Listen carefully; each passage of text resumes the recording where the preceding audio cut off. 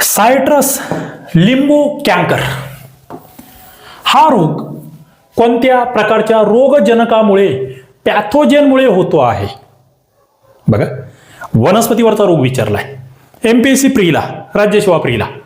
विज्ञानांतर्गत जीवाणू, बुरशी, विषाणू, निमॅटोडा. काय म्हटले? कॅन्कर असा शब्द आहे त्या रोगाला.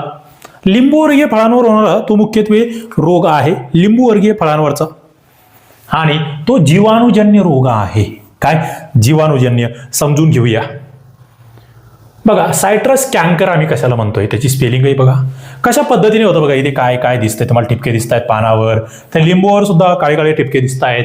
हा लिंबूवर्गीय झाडांचा एक रोग आहे. फक्त लिंबावरच असेल असं नाही, कोणत्या झाडांवरतीही सांगतो. हा रोग झॅन्थोमोनास ॲक्झोनोपोडिस नावाच्या जीवाणूमुळे होतो आहे, बॅक्टेरियामुळे होतो आहे. तो माहीत असला पाहिजे. आता पिवळे तपकिरी ठिपके याच्यावर पडतायत, फुगलेली जखम या ठिकाणी दिसते, त्याला आपण कॅन्कर असं म्हणतोय, आणि पानं गळतायत. या रोगाची लक्षणं ओळखायचा कसा, तर तो यामुळे ओळखता येतो. आणि पुढे रोगाची मुख्य लक्षणं त्यामधले आपण बघितलं की पिवळे गोल ठिपके असतील, नंतर भेगा पडलेलं कॅन्कर जखमेसारखा भाग तयार होतोय, खडबडीत अशा जखमा त्या ठिकाणी तयार होत आहेत, खोडावर आणि फांद्यांवर सुद्धा. पुढे फळांवर सुद्धा खड्ड्यासारखे ठिपके दिसत आहेत, पानं गळतायत आणि उत्पादन घटतं आहे. मग कोणत्या पिकांना धोका?